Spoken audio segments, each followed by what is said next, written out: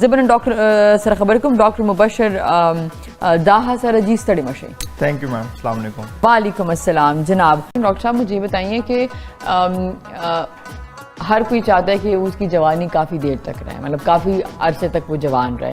सो उसके लिए क्या, एजिंग के लिए क्या क्या है, आप लोगों के पास कोई ट्रीटमेंट है, कोई क्रीम है, कैसे लोग इसको मेंटेन कर सकते हैं? देखिए, सबसे पहले तो मैं ये रिकमेंड करता हूँ कि जो नेचुरल आपकी स्किन है ना, उसको रिटेन करें।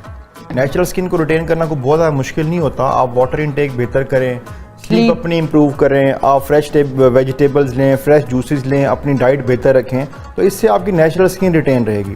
दूसरा ये मैं अक्सर कहा करता हूँ कि आप अपनी स्किन के तजर्बात ना करें।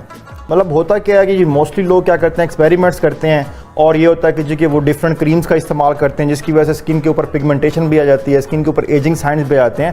और क्रीम्स वो फार्मूला क्रीम्स होते हैं जिसमें स्टीरॉइड्स होती हैं, जो कि आपकी स्किन को बेनिफिट देने की बजाय स्किन को डैमेज करती है और स्किन की जो ओवरऑल हेल्थ है उसको बुरी तरह से मुतासर करती है। मैं तो ये रिकमेंड करूँगा कि नेचुरल वे में स्किन को आप रिटेन करें, नेचुरल वे में अपनी स्किन का ख्याल रखें, ताकि आपको फर्दर किसी कॉस्मेटिक्स की या एस्थेटिक्स की ट्रीटमेंट की ज़रूरत ही ना पड़े और आपकी स्किन डैमेज होने से बच जाए।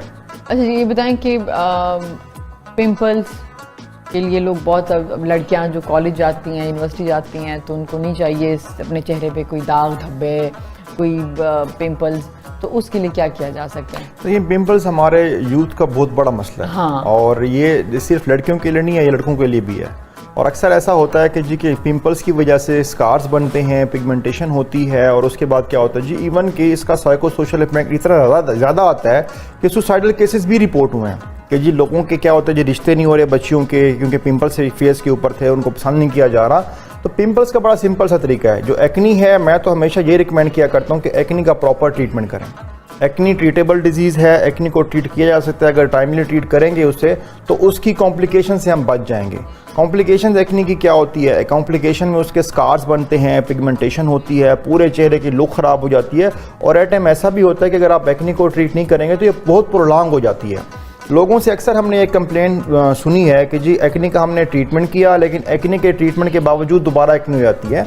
तो मैं आपको ये बताना चाहूँगा कि कुछ लोगों की जो स्किन होती है वो एक्नी प्रोन होती है, स्पेशली जिनकी ऑयली स्किन होती है वो एक्नी प्रोन होती है। उसकी वजह से क्या होता है जी, एक्नी ज़्यादा होती है। तो जब नेचुरल स्किन है, उसकी एक्नी हो रही है, तो एक्नी होती रहेगी। इसका जो ट्रीटमेंट ऑप्शन है हमारे पास, डॉक्टर के पास वो आते हैं तो हम उनको ट्रीट करते हैं, तो ट्रीट करने के बाद वो बिल्कुल ठीक हो जाती है। लेकिन ये बताना ऑडियंस को बहुत ज़रूरी है कि वो दोबारा भी हो सकती है, तो इसलिए परेशान ना हो। और अगर फॉर एग्जांपल एक्नी हो गई है तो उसको टाइमली आप ट्रीट करें, तो उसकी कॉम्प्लिकेशन से आप बच जाएंगे। अब कॉम्प्लिकेशंस कौन सी होती हैं कि स्कार्स बनते हैं। जब अगर सपोज कि एक्नी हो गई है, प्रॉपरली ट्रीट नहीं किया गया, या जो पिंपल्स हैं उनको ख़राब किया गया, जिस तरह से हमारे अक्सर आदत होती है कि जी पिंपल्स को वो हाथ से दबा के ना पिंपल्स को वो कर देते हैं, ख़त्म कर देते हैं, उससे स्कार्स बन जाते हैं। जिस तरह से चेहरे के ऊपर डिफरेंट खड्डे खड्डे से बने होते हैं, उनको एक्नी स्कार्स बोलते हैं। सही। एक्नी स्कार्स, और डॉक्टर्स अक्सर मना करते हैं कि नहीं करें, लेकिन वो कहने कि नहीं हम करेंगे तो जल्दी ठीक हो जाता है, लेकिन वो निकाल देते हैं जो पिंपल में जो भी होता है। हाँ। लेकिन उसके बाद स्कार जो है वो रह जाता है। बिल्कुल भी ऐसा नहीं है कि अगर आप उसको हाथ से छेड़ेंगे तो वो जल्दी ठीक हो जाएगा, वो मजीद ख़राब होगा। हाँ, अगर आप उसको हाथ से छेड़ेंगे तो मजीद ख़राब भी होगा और उससे स्कार्स भी बनेंगे। स्कार्स एक दफ़ा बन गए तो उनको फिर ट्रीट करना बड़ा मसला बन जाता है। हाँ, और हमारे एस्थेटिक्स का अक्सर ये आपने सुना भी होगा लोगों से, कॉस्मेटिक्स, एस्थेटिक्स और डर्माटोलॉजिस्ट के जो भी प्रोसीजर्स हैं वो बहुत महंगे होते हैं। अब तो और भी महंगे हो गए, क्योंकि तो अब तो सारी चीज़ें बहुत ज़्यादा एक्सपेंसिव हो गई हैं, महंगाई इतनी हो गई, तो अब तो ये भी महंगा हो गया। मैडम, उसकी रीज़न है पेट्रोल महंगा हो गया तो ये भी महंगे हो गया।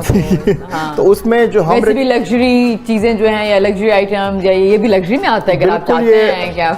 बिल्कुल, ये लग्जरी में आता है। और दूसरी इसकी बात यह है कि जो अगर इसकी कॉम्प्लिकेशन से हम बच जाएंगे तो ये चीज़ें नहीं होंगी। और दूसरी बात, हमारे जो मोस्टली पब्लिक क्या होती है कि उनके जो हमारे ट्रीटमेंट्स होते हैं वो अफोर्डेबल नहीं होते।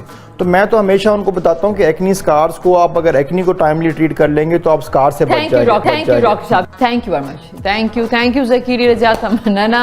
उम्मीद सर प्रोग्राम बखत्मी की पलिया मुस्पारम।